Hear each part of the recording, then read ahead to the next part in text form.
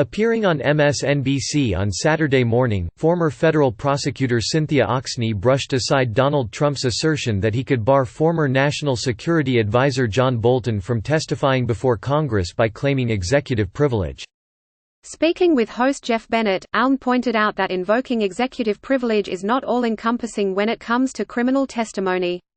"You heard President Trump say if Bolton is allowed to testify, he'd invoke executive privilege," Bennett began. "That's not how executive privilege works.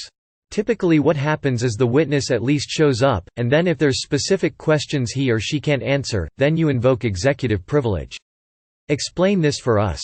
Well, the first thing we know is that all of the talk that the president had for so long about he'd love to have Bolton testify, that was not true, that was a lie, number one.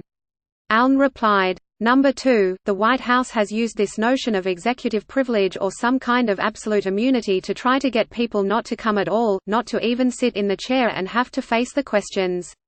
The idea with executive privilege is we want to protect important discussions between members of the executive about matters of policy so that a person would come, sit in the chair, be asked a question. If it had to do with a real policy issue, then the question could be blocked. "But there are limits to executive privilege," she continued.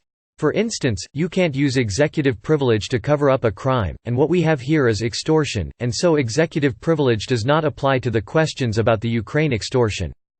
It doesn't also apply to people who are outside the executive branch, so conversations with Rudy Giuliani, conversations he had with Lev Parnas and Igor Fruman, what they were going to do to extort Zelensky, none of that is covered by executive privilege," she added. Watch below.